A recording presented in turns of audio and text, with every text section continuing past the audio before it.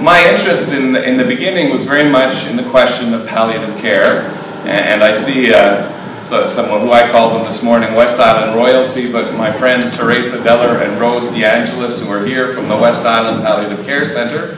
But it's something that's very close to my heart. With my former colleague Russ Williams, we were very involved in getting the West Island Palliative Care Center off the ground about 15 years ago. At that point, it was very much a professional interest. Like anything else, you hope it's an insurance policy that you never have to lose, but it became very quickly a personal issue because first my mother and then my father passed away in the same room of the palliative care residence. So the whole palliative care movement and the whole question of enriching the choices that we have for palliative care in our society was one of the original motivations for me. But obviously we want to look at a broader series of issues, so that's what brought me forward into this debate. And as I say, I got to chair the committee from December 2009 until February 2011. So it was a very exciting time. I'll give you a bit of a flavor of what we did over that time, and then carry you through the following steps. It gets a bit complicated, but I'll be here to answer all your questions at the end, so let me give this a shot. In the fall of 2009, the Collège des Médecins published a study on the whole question of end of life, and this is from the Collège des Médecins, this idea of medically assisted death, because the Collège Médecins said at the end of life there are a lot of gray zones and gray issues that they turn to the legislator to clarify what doctors can or cannot do, what is the proper use of sedation, what is the proper use of certain medications that were being given. There was already in the law the notion that patients can refuse treatment, and how far does that refusal of treatment go in terms of the choices that patients can make who are terminally ill. So they had a hot potato, I guess, and they said, well, we'll pass the hot potato along to the politicians, and gave us the challenge to try to come up with a response to the concerns that the Collège des Médecins had raised. So we decided to go in a two-phased approach. First, we had in the winter and spring of 2010, we met, I think it was about 32 experts drawn from the medical world, drawn from the legal world, drawn from the world of ethics, community groups, senior representatives, and said, we want to go out and ask the population questions about end-of-life choices, about the question of dying with dignity. How should we go about it? So it was a very interesting conversation. The people that we would have expected, the doctors' federations, the Quebec Bar Association, many ethicists, including Margaret Somerville from McGill University, came and gave us advice on how to undertake this debate with the population. So it was a very interesting discussion, not an easy discussion for sure, because quite clearly on some of the issues there's no controversy about palliative care, for example. The controversy is more how do we get more of it, or how can we fund it more effectively, but there's not a debate. No one came to say we're against palliative care, for example. But questions about end of life and should people have a say in whether they want to end their life or not, those were obviously much more controversial. So how to raise those questions with citizens, how to approach those questions that are morally and emotionally charged was a very difficult challenge, but it was something that we thought had to be done because the debate kept coming back to the forefront, not just in Quebec, but as I say, in many countries across the Western world. So the second stage is and it's always good for us in politics, we got out of the National Assembly and we held hearings here in Quebec, in Montreal. We went to Gatineau, we went to Saint Jerome, we went to Sherbrooke, we went to Trois-Rivières, we went to Saguenay, we went to Rimouski. So it was a big challenge in the fall of 2010 and in the spring of 2011 to go out and meet with groups and hear their concerns. And what was interesting is we listened to over 300 witnesses, and about 100 were organizations, and there are people here who have participated in parliamentary hearings. I see Martin Murphy in the back, for example, and they know the routine, and often they're held in Quebec City, and you have a brief, and you speak for 15 minutes, and then you have about a 45-minute exchange but not everyone's used to it. So what was exciting about this hearing was 2/3, 200 of the witnesses, were individual citizens, people who just came, who shared with us their often either very personal, very direct, personal experiences with death of a loved one in their family, and some very tragic stories, some very difficult stories that told us that end-of-life issues were not always managed well, and amongst other things taught me the importance of grieving, because I remember one day we were in Saguenay and a woman came and set up a picture of her mother and lit a candle, and with great tears and great emotion explained the death of her mother 15 years ago. And I just thought, wow, 15 years later, it is still such a hurt, such emotion. Her mother died a terrible and painful death, lingering on for many months, asking over and over again for the right to die, the right to put an end to her suffering. So there were testimonies like that which were heart-wrenching. Equally, there were people who came before us to testify against the notion of medically assisted death, who spoke equally with great fears and great emotions from great sense of the sanctity of life. So the hearings we went through, what we heard was very difficult, as I say, and sharing it all, a little bit like Dennis, I had the job of trying to keep people on schedule, but when someone's there talking to you about the death of their loved one, it's kind of hard to cut them off, say, turn the microphone off and we'll move on to the next witness. So the members of the committee were very tolerant towards me, because we knew every day what time the day would start, but we never knew what time the day would end. And it was a very, as I say, very rich but a very moving experience as we moved across the province and talked about these issues.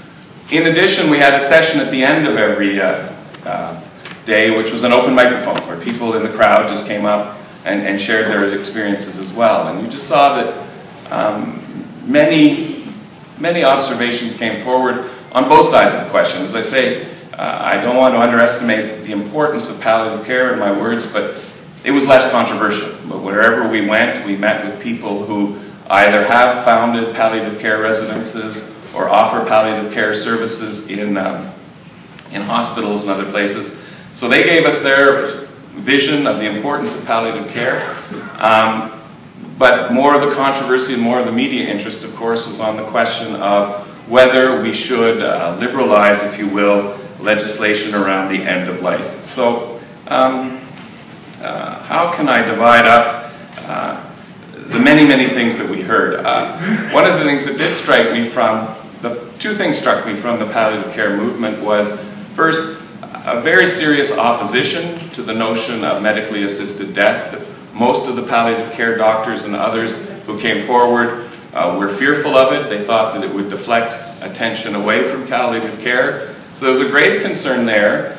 But the other thing that many of the doctors said, which alarmed me quite a bit, was many of the palliative care doctors said that many of the treatments that patients receive at the end of their life, and this was their word, not mine, were useless. And when you think of the suffering that you go through for another surgery, another this or another that, there's a bestseller right now in the New York Times called Being Mortal by Aral Gawande, which is, if you haven't had a chance to read it, it's a very readable book, but it does remind us of the limits of treatment. And doctors and our medical science likes to believe that if we work hard enough and if people's willpower and determination is great enough, we can overcome any illness and every sickness, and that's not true.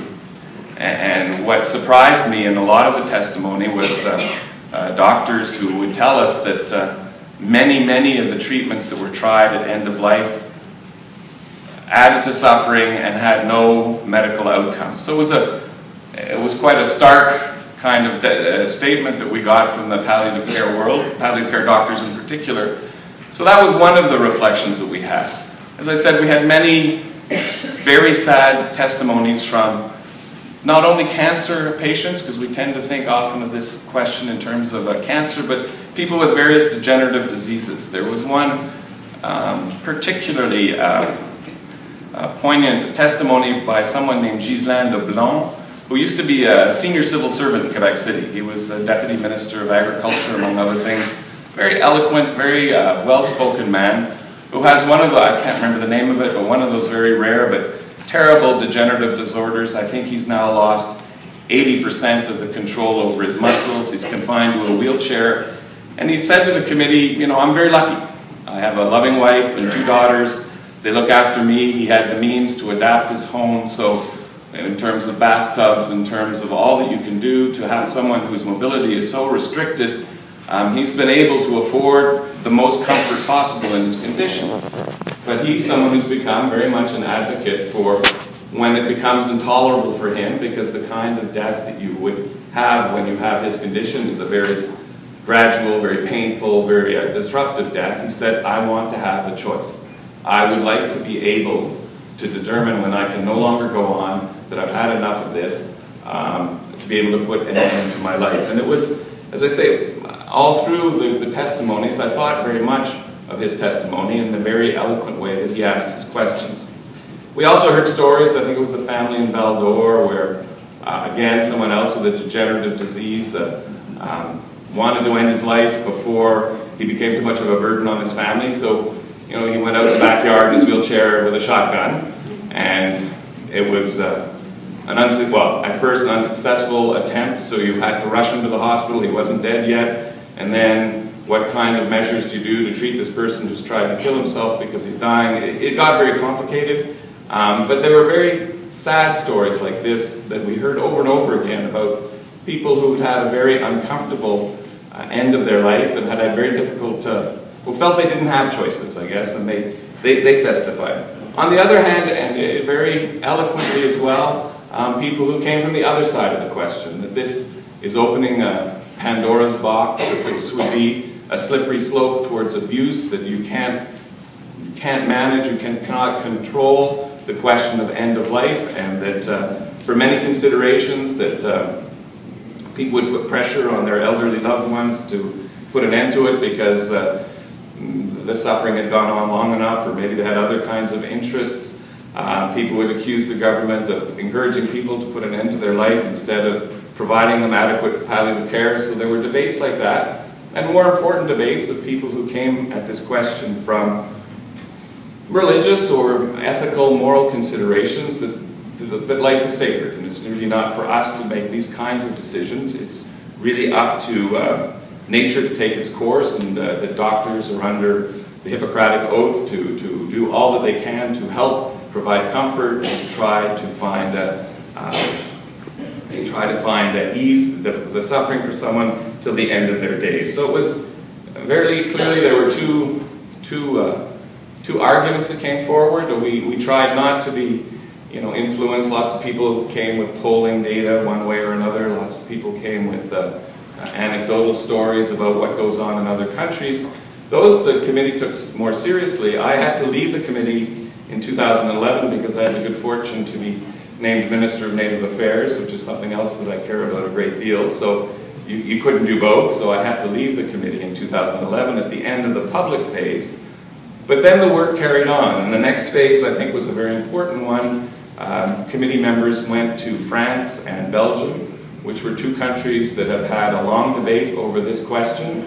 France decided against euthanasia or a medically assisted death. Belgium decided for. Both were cited in abundance before the committee, so people went and met parliamentarians, met doctors, met opposition, and people on both sides of the question in those countries to enrich it. And then the committee members sat down, and I think in something like 45 meetings, were able to draft a unanimous report that they presented to the National Assembly. And if you look back at the report, the first section, the longest section, deals with enriching the offer for palliative care in Quebec. And I think this still remains one of the most important recommendations, because access to palliative care is very uneven. The ideal ratio, it would be 1 bed for 10,000 population. That is what's felt is needed, and parts of Quebec are there, other parts of Quebec are not there. I was proud to be with Teresa Deller and her team when we expanded the West Island Palliative Care Centre from 9 to 23 beds, so it's, I think, still the largest hospice in Canada. Am I right, Teresa? Thank you. And that is the right ratio, but I know because my daughter is a volunteer there, and talking to Teresa and her team, they're never short of patients, sadly. It's still something that there's a great need for in our society. So that was one of the recommendations. The second was to come up with a better framework for, we sort of call them living wills or medical, and this is my intention. How far do you want doctors to go? That you make a decision today. So not when you're terminally ill, but you give instructions. These can be signed, these can be notarized. The government will come up with a registry so that how far do you want doctors to go when you get into very difficult end-of-life choices and end-of-life situations. So this was the second recommendation, was that we need a much better system to, there's the gin arrives, that's good. We need a much better system to have those sort of intentions or what instructions you'd like to give to doctors and people who are treating you at the end of life. And the third was the recommendation that there be a liberalization, that this notion of a medically assisted death be included in the options that doctors could provide to their patients. That when, and I'll get to the criteria in a minute, but those are the three broad recommendations of the committee that went to the National Assembly. Now, because we're in politics, every once in a while we have elections, as you know. So we had an election in 2012. Our government was defeated, and it became the task of the Pauline Marois government and its minister, Véronique Yvon, to present legislation to the National Assembly. I believe it was in the fall of 2012, so for the spring of 2013. So this became Bill 52, which you see on the title for the conference today. And once again, this was legislation that was extensively studied by the National Assembly. I think more than 50 more witnesses were called to go over the legislation. There were issues about whether it is in the jurisdiction of a province to make this sort of decision, or whether it's something that touches the criminal code. There were divergence of opinions, but the Minister of Justice, before we lost the election in 2012, Jean-Marc Fournier, had named 3 legal experts to look at the recommendation, headed by Jean-Pierre Menard, who's one of the experts in the whole question of medical law in Quebec. And they came back with I'll admit I haven't read the whole thing, because it's something like 400 pages, report that said that indeed this falls within the jurisdiction of the province, and that the province would be legitimate in its efforts to liberalize and give a certain legal status to the notion of a medically assisted death. So that legislation went forward, and because it's Quebec and we like politics, we had another election in 2014, about a year ago, and the Parti Québécois government was defeated. So the legislation was brought back to the National Assembly and was adopted finally in June of 2014. It was, for the first time in my life, in 20 years in the National Assembly, what we call a free vote, or there was no party line adopted by our party. So our caucus split, I think it was something like 42 voted for and 26 voted against, or 25 voted against it. But overall, the vote was 87-26 for Bill 52. And as I say, it's very important, very complex legislation. I won't go through the whole part of it, but once again, the key elements of it deal with palliative care.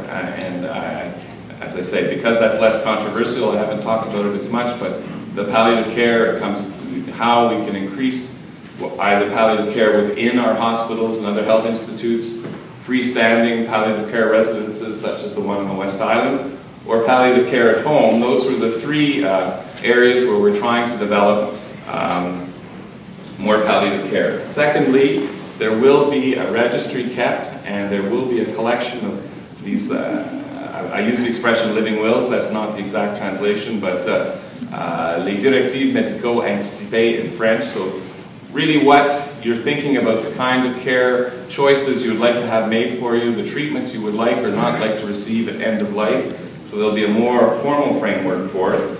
And then thirdly, I'll read it out, patients who meet the following criteria may obtain medical aid in dying. So first, it's our legal jargon, to be an insured person within the meaning of the Health Insurance Act, so you have to be a Quebec resident. Secondly, you have to be a full age and capable of giving consent to care. So you have to be over 18. There have been questions, long questions about the treatment of young people, so the young people are not eligible for this. And there has to be a clear consent to care. You have to be at the end of life. Now that criteria had long debate in parliamentary committee because it's not clear cut that you one day are not an end of life, the next day that you are an end of life. But efforts to try to make a clearer definition were very difficult, so it was left that way. You have to be suffering from a serious and incurable illness. You have to be in an advanced state of irreversible decline in capability, and you have to experience constant and unbearable physical or psychological suffering which cannot be relieved in a manner the patient deems tolerable. And this is again citing from the legislation. The patient must request medical aid in dying themselves in a free and informed manner by means of the form prescribed by the minister. The form must be dated and signed by the patient. The form must be signed in the presence of and countersigned by a health or social services professional. If the professional is not an attending physician, the signed form must be given by the professional to the attending physician. So those are the broad outlines of the legislation as it was adopted. So as I say, it's a clear consent, so you have to be someone who is able to give consent. So people who raise concerns before the committee about people, for example, who suffer from Alzheimer's, or people who are no longer able to give clear consent, are clearly excluded from the legislation. It has to be someone who can make up their own mind, someone who can give clear consent. It has to be seen by at least 2 medical professionals, and you have to be over 18 years of age, you have to be terminally ill, and you have to be in physical or psychological suffering which cannot be relieved in the manner that the patient deems tolerable. So that was the legislation that was adopted last June, and the legislation gave this government until the end of 2015 to develop the guidelines and develop the directives that will follow from that, so to go out. Another important addition in the amendments of the debate over Bill 52 was to protect all medical professionals' right to opt out. So no one will be forced to do this. If you're a doctor, if for whatever reason you, for moral or ethical grounds or any other grounds, you do not want to participate in medically assisted death, you can opt out. An institution such as the Palliative Care Center can opt out. It does not have to, it's not a required service, if you will. So there was an effort to try to protect choices, protect individual stands on this, and perhaps in closing, because it really is something I'd like to hear from you, I can talk more and more, but it goes back to the, as I say, the testimony of Ghislain Leblanc, which really affected many of us, because he said, I don't want to impose my choice on anybody else, but this is something that I want for me, for an individual choice over what will be a very end and very difficult death that he will experience one day, to have a measure of control over his destiny. And that was something we heard over and over again across the province, about situating this in a context of individual choice, a context of individuals' rights, and I don't want to tell you what to do, but you don't tell me what to do. It was a little bit of the argument if I want to simplify it. So it was something that we heard over and over again across the province. And it's something I think that is reflected in the legislation that came forward. Ironically, I think 3 months after the legislation was adopted, there had been questions about the federal responsibility in the criminal code that I mentioned, but the Supreme Court, in a decision in the Cartier case in September of 2014, ruled unanimously against the provisions of the criminal code that outlaw assisting someone to commit suicide, because committing suicide is not a crime, but helping someone to commit suicide, it was a crime. And that was at the heart of the Sue Rodriguez case, and then another woman named Mrs. Taylor in British Columbia wanted, because the argument was, as odd as it may sound, it was a way to prolong life, because otherwise people who were somewhat incapacitated would commit suicide while they still could, but if you waited too long, these were people who suffered from degenerative diseases, someone would have to help you and that person would be exposed to criminal charges. So that was the heart of the Carter and Rodriguez cases, and the Supreme Court ruled 9-0 against the provisions in the criminal code, so they were struck down. But an important passage in the judgment as well, the court added that this does fall within provincial jurisdiction. So without mentioning the Quebec case, the Quebec legislation specifically, it did say that it does fall within the province's purview to make legislation because it is part of a continuum of medical services. So that was an interesting decision, which I think gave some validation to the choice that the Quebec National Assembly had taken to make this a citizens' debate, to go out and have citizens talk about it. It's not easy, and as I say, having listened to all the 300 testimony, it's a very emotional question. It gets us in our most heartfelt and deepest beliefs, and there's profound disagreement in our society, so it was not an easy debate, and I'm sure in this room we have a diversity of opinions as well. Just if I could just conclude, it was still, however difficult it was, and I still think of many of those testimonies today, as a parliamentarian, it was a very good process. It was a very rich process. The parliamentarians who were involved sacrificed many days when they should have been in their ridings, but they were in Rimouski or somewhere else. But I think it was an example of parliamentarians working together as opposed to the question period sort of we're all calling each other names and throwing mud at each other. And I think it was good for our parliamentary process. You may not all agree with the end product, but I think in terms of a process, it was very good. It reflected well on the National Assembly, and I saw on the federal level, to answer the Supreme Court decision, they're suggesting a citizens committee. So I think we maybe anticipated that by about 5 years.